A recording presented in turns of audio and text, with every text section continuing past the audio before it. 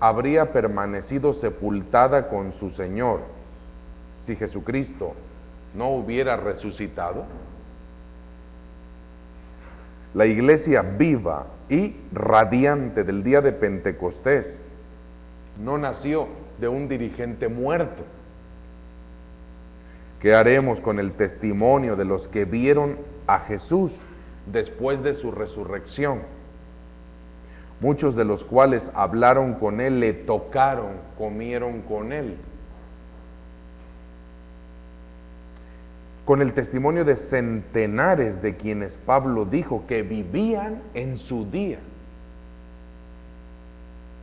Muchos de los cuales nos han proporcionado su testimonio inspirado en el Nuevo Testamento. ¿Sí? ¿Qué se hará con todo esto?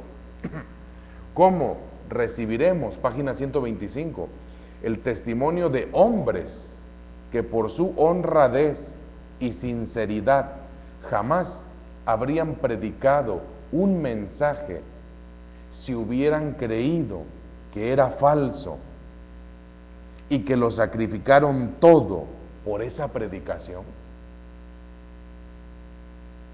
¿Cómo explicar la conversión, verdad, de Saulo o Pablo el apóstol, de perseguidor del cristianismo, en uno de los misioneros más grandes, a menos que en realidad hubiera visto a Cristo en el camino a Damasco? Solo hay una respuesta para todas estas preguntas. Jesucristo resucitó.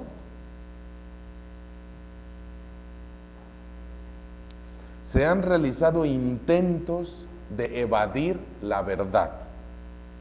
Los dirigentes judíos afirmaron que sus discípulos habían robado el cuerpo, como si un pequeño grupo de discípulos tímidos y desilusionados pudieran haber reunido suficiente valor para arrebatar a los endurecidos soldados romanos el cuerpo de su maestro, cuya muerte había truncado sus esperanzas.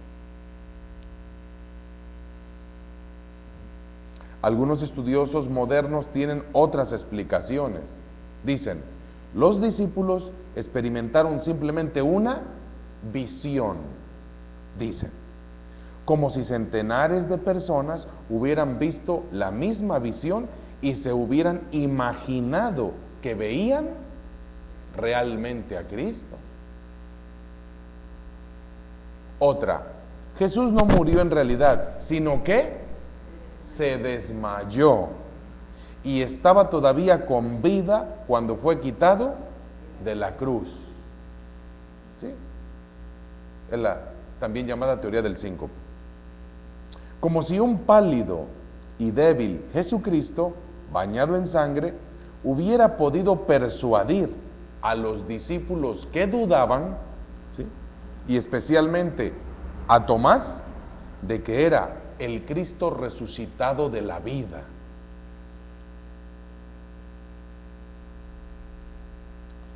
Estas explicaciones son tan débiles que llevan en sí su propia refutación.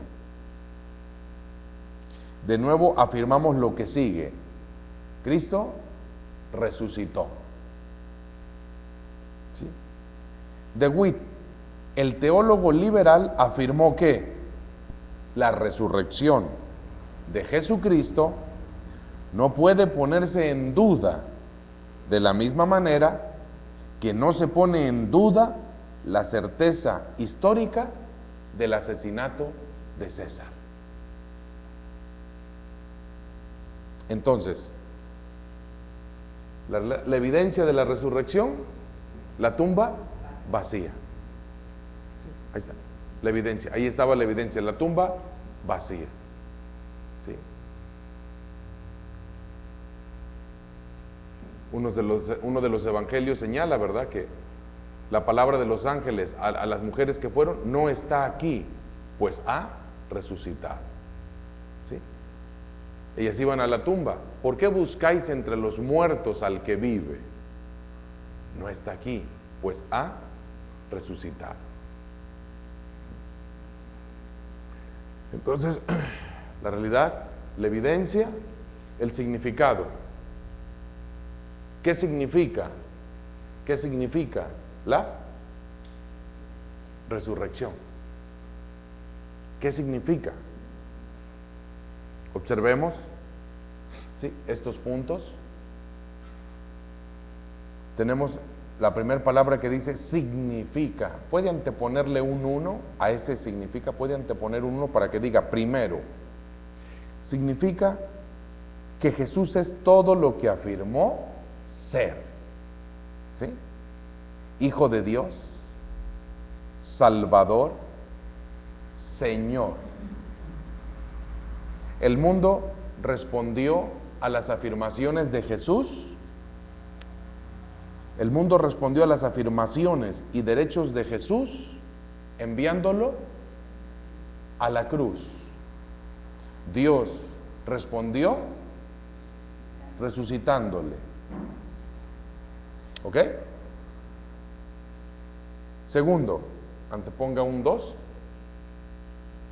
Significa que la muerte expiatoria de Cristo fue una realidad. ¿Sí? Y que el hombre puede hallar el perdón por sus pecados pasados y así hallar paz con Dios.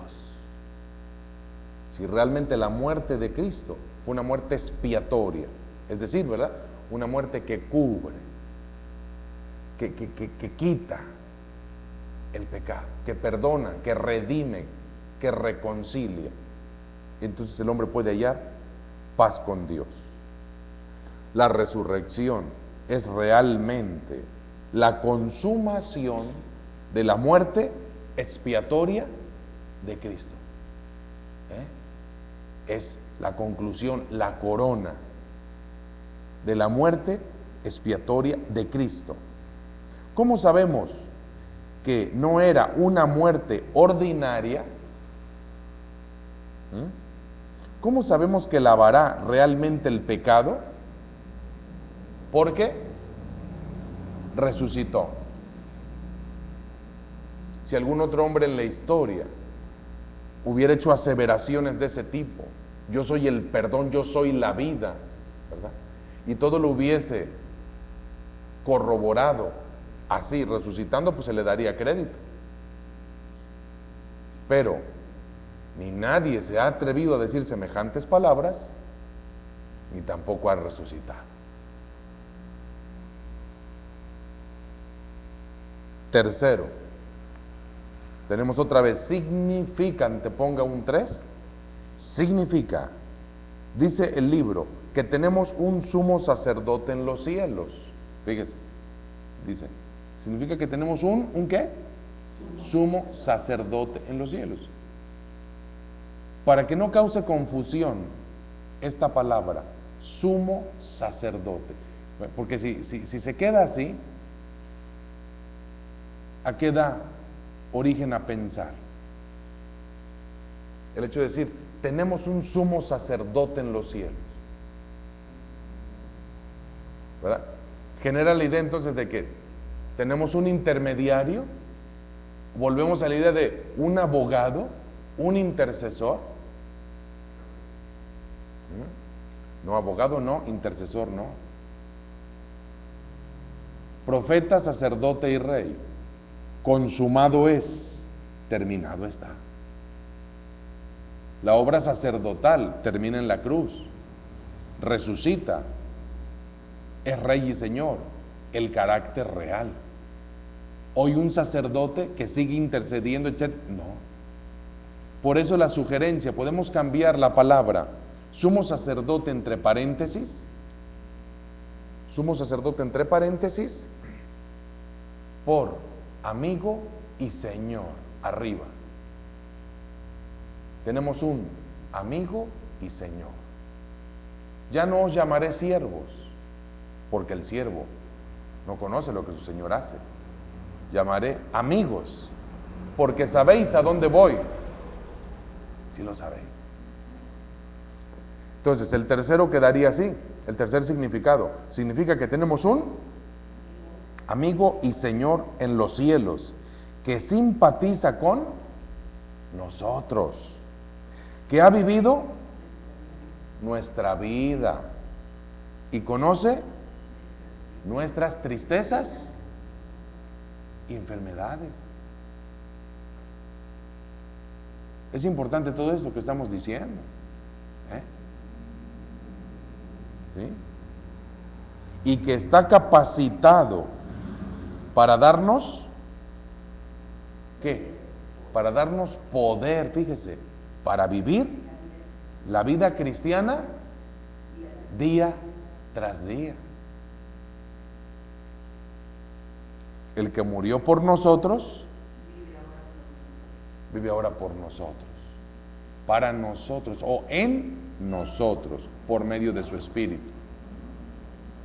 Entonces, esto que estamos señalando en este tercer significado, obsérvelo. ¿Sí? Hay alguien que no desconoce la vida del hombre. Vivió la vida del hombre.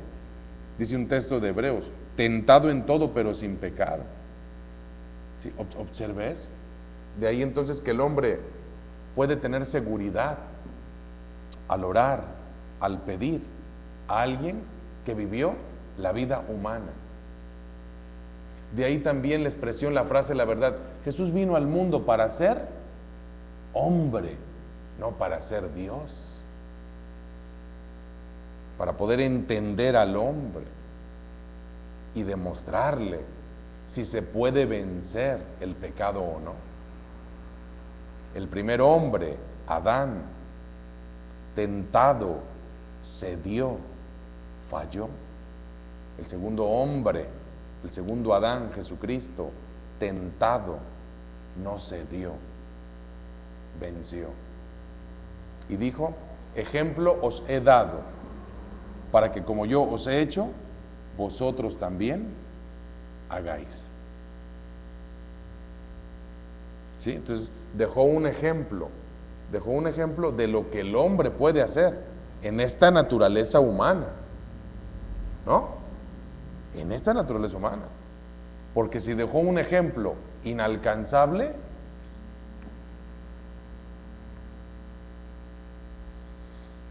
cuarto significado, ¿sí? Anteponga un 4, donde dice, significa que podemos saber, ¿verdad?, que hay una vida futura, ¿sí? Pero nadie ha regresado jamás para contarnos con respecto al otro mundo. Constituye una objeción común. Pero alguien ha retornado, Jesucristo, a la pregunta, si un hombre muere, ¿vivirá de nuevo? La ciencia solo puede contestar, no lo sabemos. La filosofía puede decir, debe haber una vida futura. El cristianismo puede decir, porque Él vive, viviremos también nosotros. Porque Él resucitó de los muertos, también resucitarán todos. La resurrección de Cristo nos proporciona no solo prueba de la verdad de la inmortalidad, sino la seguridad de la inmortalidad personal. La inmortalidad personal.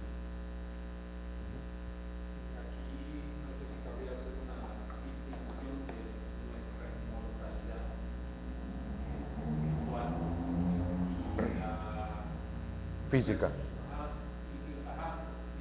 Nuestra inmortalidad es espiritual, pero nuestro Señor Jesucristo es inmortal físicamente. La inmortalidad es espiritual.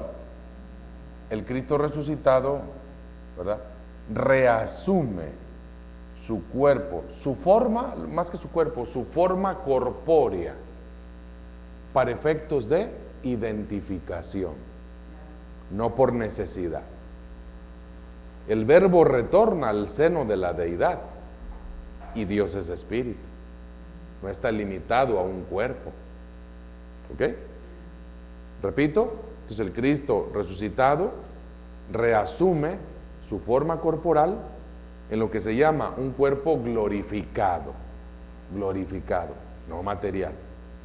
Pero subrayo, reasume su forma corporal para efectos de identificación. De otra manera, se les presenta de una forma distinta, gloriosa, y van a decir, bueno, pero es que ese no es el Cristo que conocimos, el Jesús que conocimos. ¿Sí? Pero la inmortalidad es espiritual, ¿sí? Y según el concepto paulino, con un cuerpo glorificado. ¿Sí? Con un cuerpo glorificado. Pero la importancia mayor no está en la forma corpórea, está en la verdad espiritual. No pasemos por alto aquellos que han tenido accidentes, ¿no? Situaciones, enfermedades, y que se van a preguntar, ¿y mi estado postrero cuál va a ser? Quizás es fácil de hablar, pensar e interpretar para los que gozan, ¿verdad?, de todos los beneficios físicos, pero para otros sería un enigma. Bueno, ¿y cómo va a ser? ¿Conservaré las mismas limitaciones? Obviamente tiene que haber un estado mayor, mejor, diferente. ¿Sí? Hay temas de los que la Escritura no nos da información explícita. Esto debe ser claro. ¿Sí? Solo se menciona el evento en sí, esencialmente, repito, mas no tenemos información explícita, sobre todo en temas que tienen que ver con eso, con lo postrero, que ya pertenecen a la escatología. ¿Sí? Pero una cosa sí es clara, ante posibles dudas, conjeturas, juegos, ideas, especulación incluso, no hay necesidad de caer en los errores de la especulación, siendo muy sencillo, solo anteponer la naturaleza de Dios. Porque si nosotros, siendo malos, sabemos dar buenas dádivas a nuestros hijos, cuanto más nuestro Padre Celestial. ¿Sí? Y algunas expresiones paulinas entredejan ver verdades profundas, no explícitas. Hoy vemos, dice Pablo, hoy vemos como de una manera muy limitada, como empañada. Cosas que ojo no vio, ni oído yo, ni han subido en corazón de hombre, son las que Dios tiene preparadas para los que le aman. ¿Sí? Y frases de ese tipo, repito, que dejan ver que pues hay una dimensión desconocida, pero gloriosa para el hombre. Inmortalidad espiritual. Inmortalidad espiritual. ¿Sí? Inmortalidad física, no ese es el caso. No, espiritual. Que el asunto del cuerpo, la resurrección, bueno, ese es otro, ¿no? Ese es otro que se tratará posteriormente. Pero sí, la inmortalidad es espiritual. 5. Quinto significado. Antepongo un 5, donde dice, significa, estamos hablando de esto, el significado de la resurrección, ¿verdad? Sí. Y observe que ahí, ¿verdad? Ahí estamos, observe que ahí estamos señalando. Estamos señalando 1, 2, 3, 4 y ahorita estamos 5. ¿Sí? 5 significa la certeza, la resurrección significa la certeza de un juicio futuro. Y arriba de la palabra juicio póngale separación. ¿Sí? Juicio, separación. Juicio es separación. Condenación, Dios a nadie condena. El hombre se condena solo. ¿Ok? Y de esto habló mucho Jesús. Yo para juicio he venido. ¿Qué significa? ¿Verdad? Para separar los que creían en Él y los que no creían o le rechazaban. Su persona, palabra, ministerio, marcó una división, significó una separación. Los que creían, le seguían, los que le rechazaban, le odiaban.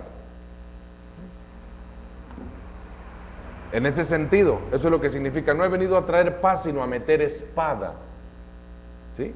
O sea, estaba anunciando. Los que van a ver y van a escuchar tendrán que tomar una decisión.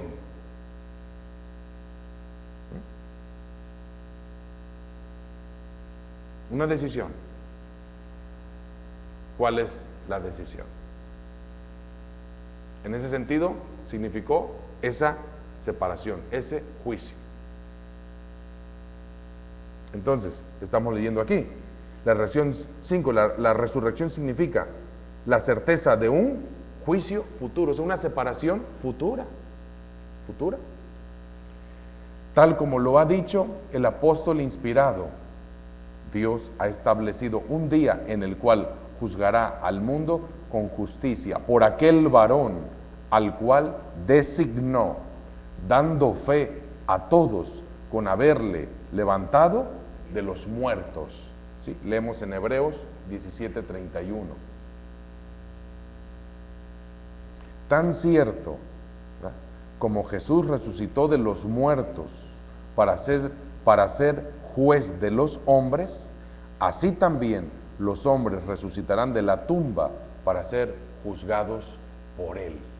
Entiéndase bien esto de ser juzgados por Él. ¿Sí? En el mismo Evangelio leemos las palabras: en el día postrero, dijo Jesús, en el día postrero yo a nadie juzgaré. La palabra que os he hablado, ella os juzgará. ¿Sí? La palabra, el conocimiento, el conocimiento. ¿Conocemos las cosas? ¿Conocemos lo correcto y lo incorrecto? Tenemos conocimiento, tenemos conciencia, obedecemos o desobedecemos. ¿Ok? Entonces, ahí está. ¿Sí? Realmente, ¿qué es lo que juzgará al hombre? El conocimiento que tiene. ¿Sabías? ¿Tú sabías lo incorrecto o no lo sabías? ¿Sabías que era incorrecto? Sí. ¿Por qué lo hiciste?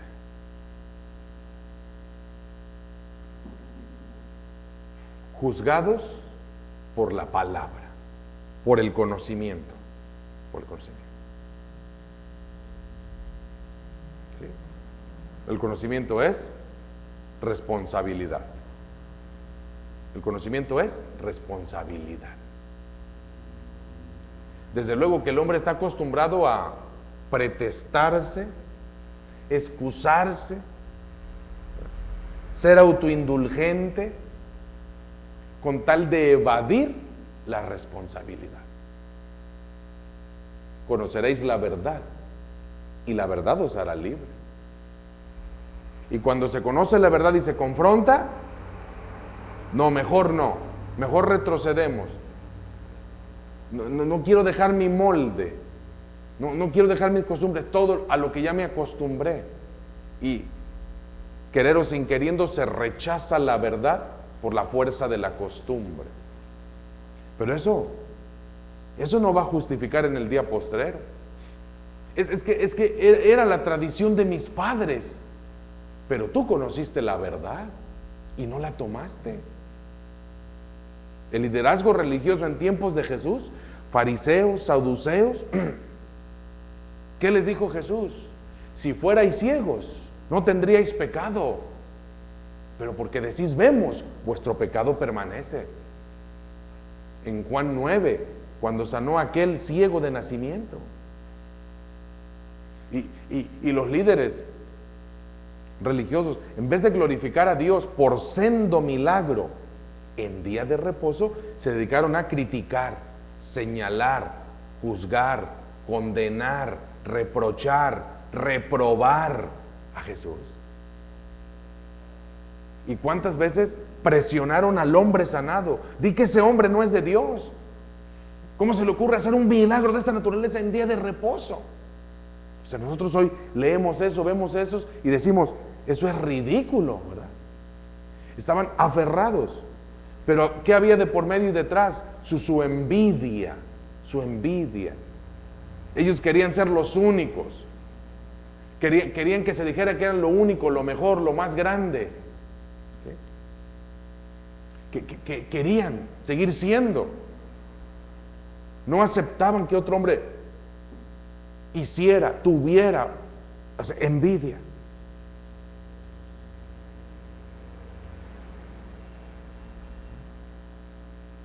De eso trata Juan 9. Empieza hablando de ceguera física, un hombre sanado de ceguera física. Usted lee y después ve la ceguera moral. Los padres tuvieron temor de ser expulsados, y cuando los líderes religiosos les preguntaron, ¿ese es vuestro hijo? Díganos, ¿cómo es que sanó? Los padres, por temor, porque los judíos habían acordado que si alguien confesaba que Jesús era el Mesías, lo iban a expulsar. Y los padres, por miedo, ¿qué dijeron? Sabemos que es nuestro hijo y que nació ciego, pero ¿cómo fue sanado? No lo sabemos. ¿Edad tiene? Preguntarle a él. Temor. No quisieron reconocer a Jesús. No quisieron. Y al final del capítulo, ¿verdad? Cuando Jesús habla, unos le preguntan, ¿verdad?, ¿que nosotros también somos ciegos? Y Jesús contestó, si fuerais ciegos, si realmente no supierais, no tendríais pecado. Pero porque sí saben y no quieren reconocer, en su pecado permanecen. El conocimiento es responsabilidad. El conocimiento confronta. El conocimiento juzgará. Dios a nadie condenará. Jesús dijo, yo a nadie condenaré en el día postrero. La palabra. La palabra que conociste, esa es la palabra que te juzgará. Por eso en Apocalipsis, ¿verdad?, dentro de las visiones, tipos y símbolos, una figura, un corcel blanco, con uno, ¿verdad?, que lo monta, y que en su muslo dice fiel y verdadero, y de su boca sale una espada aguda de 2 filos, con la cual herirá a las naciones. Obviamente es una visión, no que literalmente de su boca salga una espada. ¿Cuál es esa espada que separa? La palabra. La palabra. La palabra dada, emitida, la palabra hablada, el conocimiento. Ahí está. ¿Qué haremos con ese conocimiento? ¿Qué haremos con ese conocimiento?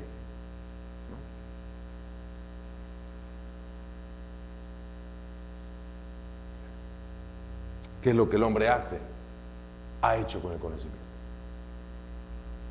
Decía, jugar con él, manipularlo, adaptarlo, maquillarlo, ¿verdad? ¿Qué ha hecho?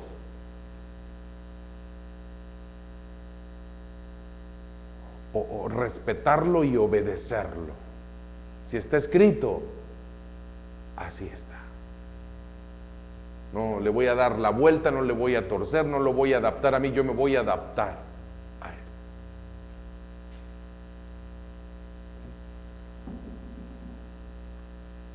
Entonces así termina diciendo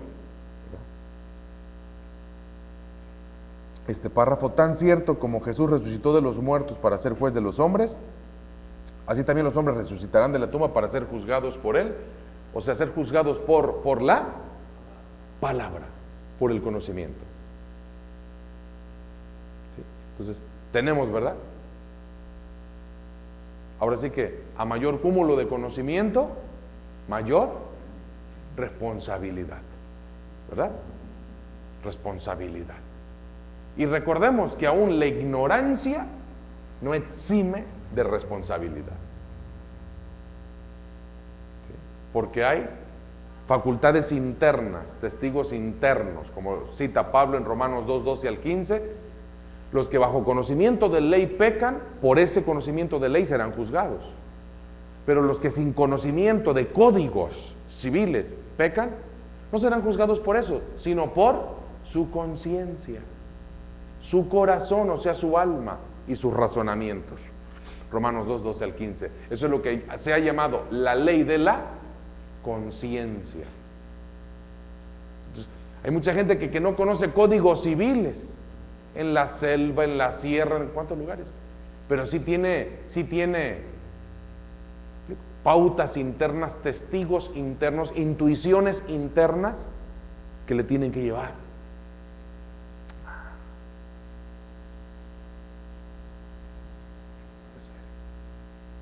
Resurrección, un hecho real. La evidencia, la tumba vacía. El significado, los 5 significados, ¿sí?, que estamos leyendo. ¿Sí? ¿Qué significa la resurrección? Bueno, pues ahí lo tenemos, que Jesús es todo lo que afirmó ser. En segundo lugar, que su muerte realmente fue una muerte expiatoria, ¿verdad? En tercer lugar, que tenemos un amigo y Señor que nos conoce, ¿verdad? Que nos conoce, que vivió lo que vivimos, se compadeció y nos dio ejemplo de cómo vencer el pecado. En cuarto lugar, significa que hay una vida futura, una existencia futura. Y 5, significa la certeza de un juicio o separación futura, según el actuar, la responsabilidad, el actuar de cada quien, ¿verdad? Dado que conocimiento hay. Conocimiento hay. En cuanto a la obra expiatoria, fue consumada en la muerte antes de morir. Sus últimas palabras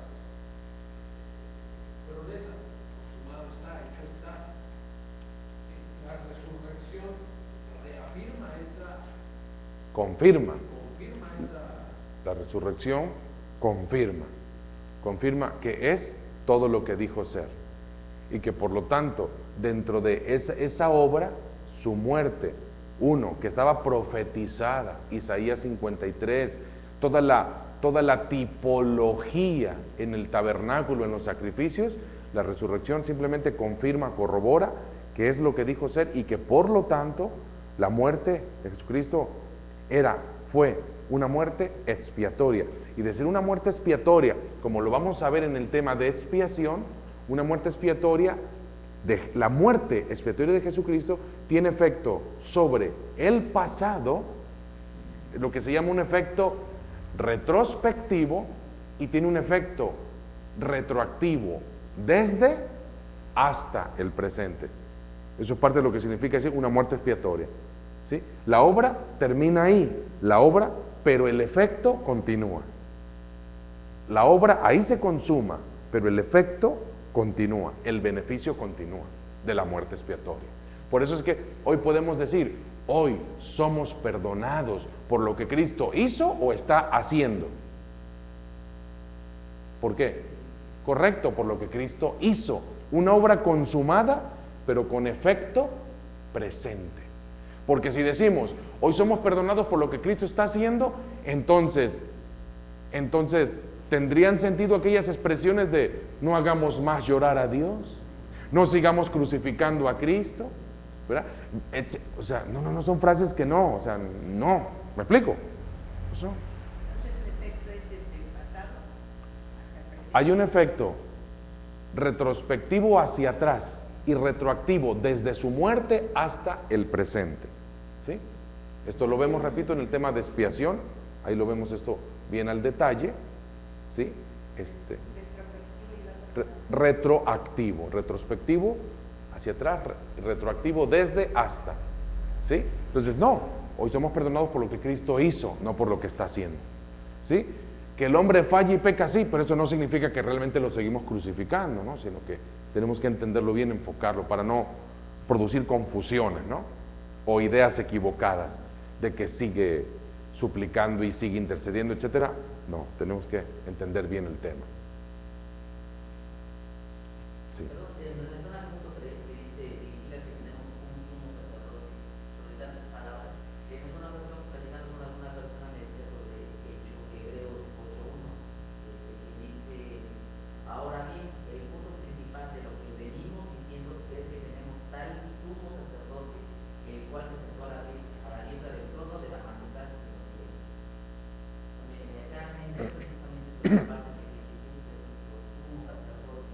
Sí, Precisamente esa parte de intermediación.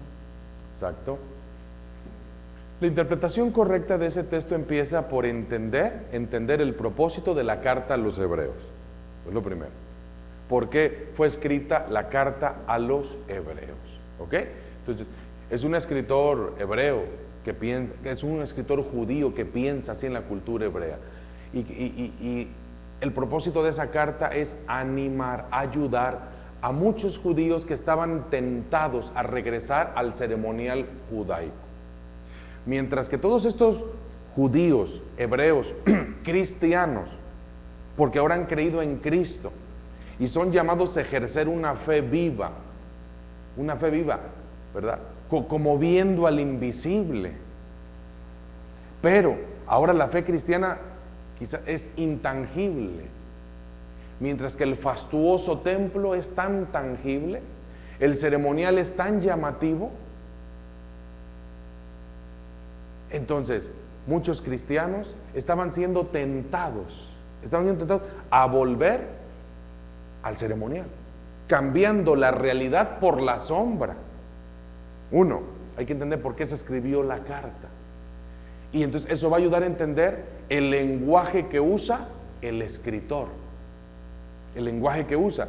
Ya no necesitamos más sumo sacerdote, cuerpo de sacerdotes, ya no necesitamos más toda esa casta. ¿Por qué? Porque ya ha habido un sumo sacerdote que hizo lo que tenía que hacer. ¿Me explico? Entonces, la palabra, el tiempo, los términos, pero ¿verdad? Se van a entender bien si se entiende todo el propósito de la carta. Porque habla, ¿verdad? Así como habla de eso, habla. Ya no es la sangre de los toros y machos cabríos, para nada, ya lo que se necesita. Ha habido un sacrificio consumado absoluto. ¿Sí? Entonces, es cuestión de entender, me explico bien, el propósito de la carta, el motivo de la carta, para llegar a entender bien las palabras. Así como en otros temas hemos dicho, hay que entender el pensamiento de Pablo para poder interpretar bien algunas palabras. Aquí hay que entender bien el pensamiento del escritor para interpretar bien finalmente esto. Entonces, sería válido decir, ¿verdad? Tenemos un sumo sacerdote, o sea, tenemos alguien que ya consumó la obra sacerdotal y que dentro de sus dignidades, por eso, profeta, sacerdote y rey. Ok. ¿Sí?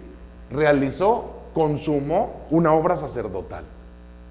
Lo reconocemos, es cierto, pero de eso a asignarle una permanente obra sacerdotal, eso es lo diferente, teológicamente implicativo, ¿sí? Bíblicamente, espiritualmente, al revisarlo, ¿qué pasó? Hoy sigue espiando nuestros pecados, sería la pregunta, o nuestros pecados fueron espiados en la cruz. El Señor cargó en Él el pecado de todos nosotros. El precio de nuestra paz fue sobre Él. Fue sobre Él la obra en la cruz. Entonces, lo digo por última vez, entendiendo bien el propósito y el motivo de la carta, eso ayuda ya a interpretar final, correcta y completamente un término, una expresión, ¿sí? Para no caer en aquello mismo de que abogado tenemos para con el Padre. Entonces hoy día y noche sigue abogando y abogando. Volvemos a lo mismo. No sigue abogando. Su abogacía fue su obra en la cruz. Su abogacía fue su obra en la cruz. Su muerte expiatoria, ahí está, a favor del hombre. Hoy sigue muriendo. No sigue muriendo. Ya lo hizo. Consumado es. Terminado está. Entonces, es cuestión de conocer más a fondo las causas, los motivos, y eso va a ayudar. Antes de hacer, porque es común que se hagan muchas interpretaciones rápidas, al vapor, interpretaciones literalmente de palabras, pero a veces realmente hay que interpretar una palabra dentro del pensamiento del escritor. Y eso es lo que a veces no le gusta a la gente. Primero tener que leer, estudiar, entender, comprender para interpretar bien, lo mejor, una palabra, un término, ¿no? Sino que pues, así lo leo y así lo explico y lo suelto y se acabó. Por eso han nacido y existen las sectas, por eso.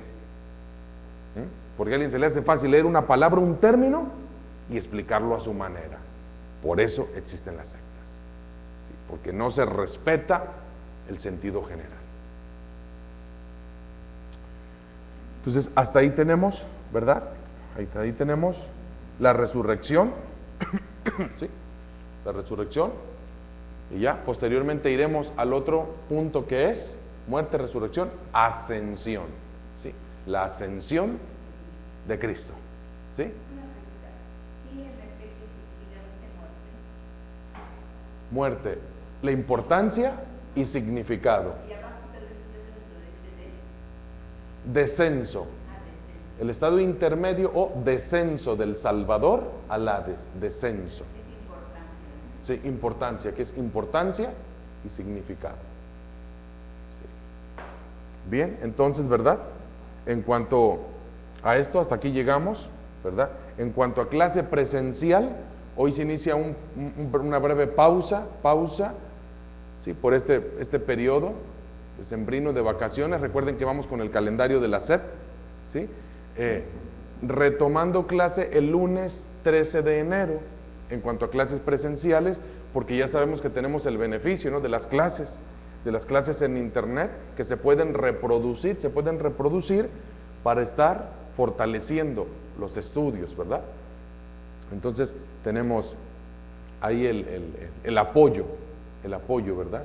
De la transmisión, de internet, de las clases grabadas. Lunes 13 de enero estaríamos continuando, ¿sí? Con la ayuda de Dios, ¿sí? Continuando, ¿sí? Con la ayuda de Dios. Y en estas fechas, pues, contamos con la bendición de nuestro Dios y Padre, ¿verdad? Para estar bien en todos estos días y mejor todavía el año que entra.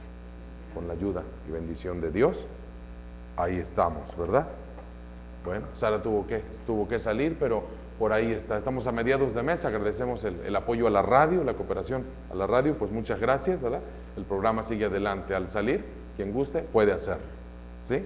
Entonces, continuamos con la ayuda de Dios, ¿sí? Buenas noches, Dios les guarde. Gracias.